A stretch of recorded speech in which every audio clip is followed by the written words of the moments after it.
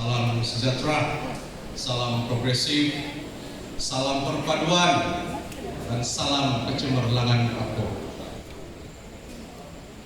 Yang saya hormati Timbalan Presiden APKO Malaysia, Datu Donald Peter Majuddin, Ketua Wanita APKO Malaysia, Berbahagia Datin Juliana Jani, Ketua Pemuda APKO Malaysia yang berbahagia Felix Datu Joseph Sar, yang berusaha bersungguh-sungguh kursi penganjur kita yang berbahagia Tuan Jamil,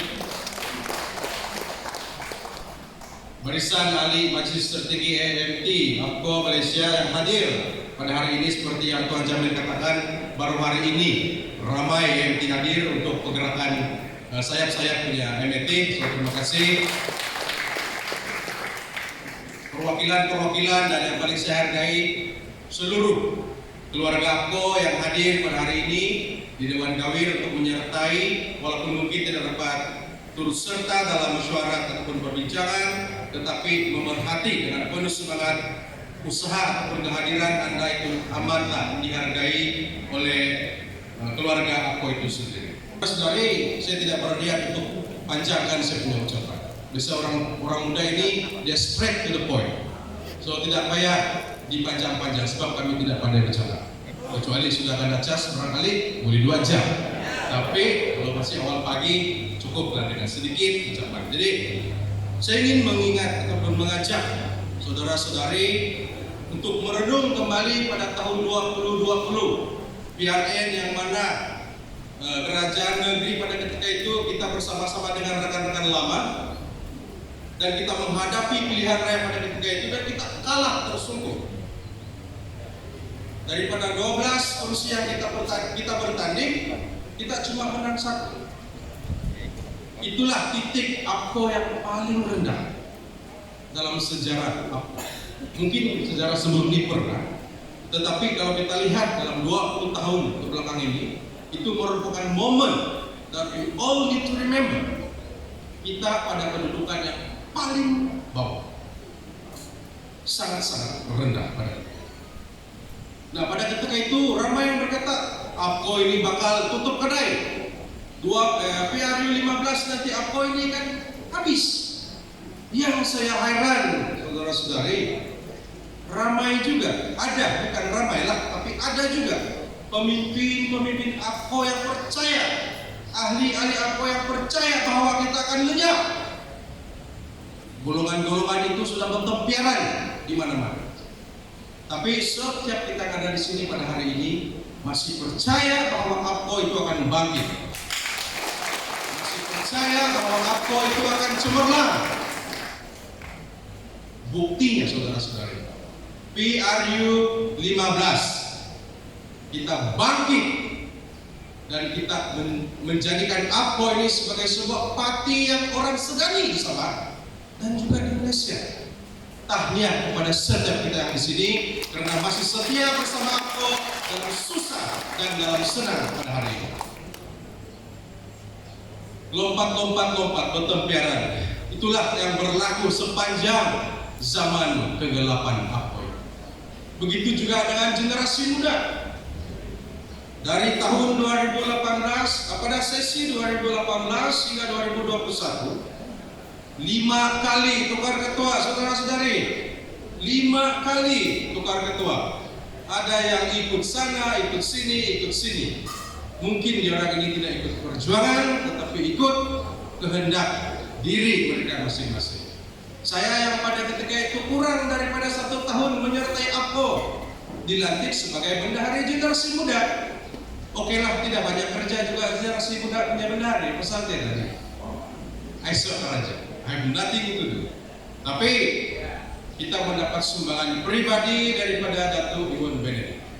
Beliau merupakan ketua pemulakan APKO Malaysia yang pertama dan bakal menjadi presiden APKO secara rasmi pada hari ini.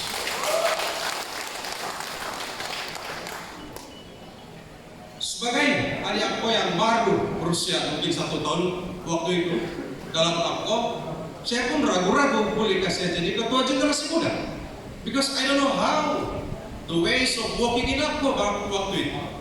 Saya pun belum kenal orang-orang waktu itu.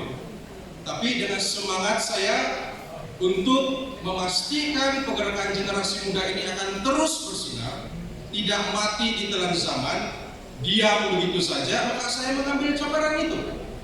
Saya katakan kepada diri saya dan bini saya, sebab politik kadang-kadang busy kan, meminta kelulusan juga daripada orang rumah, betul tidak? Yang belum ada itu mungkin tidak ada masalah juga. Tapi ya, saya cakap saya akan ambil tanggung jawab ini.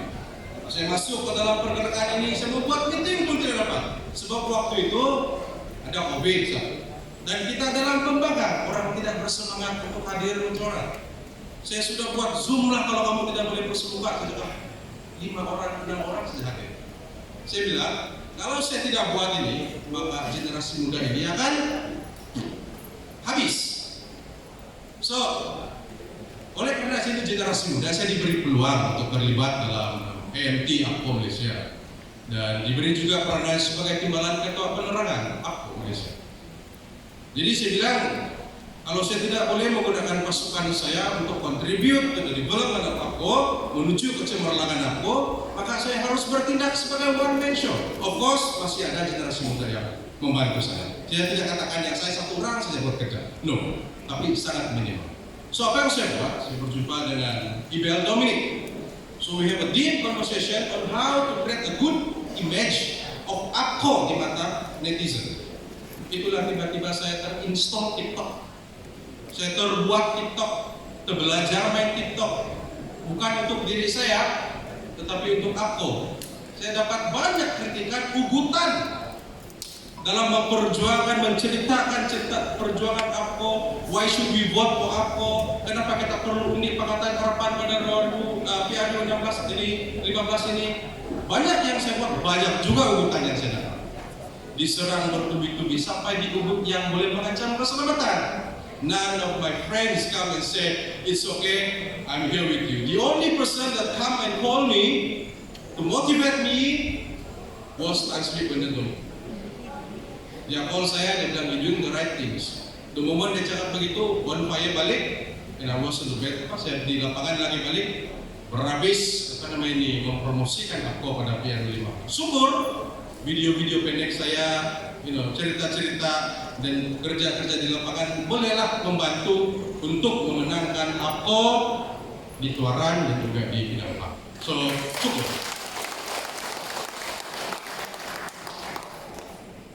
Sebagai apa yang coba saya sampaikan di sini sebenarnya, generasi muda, pemuda kita ini arif ataupun champion lah main ini media sosial kan.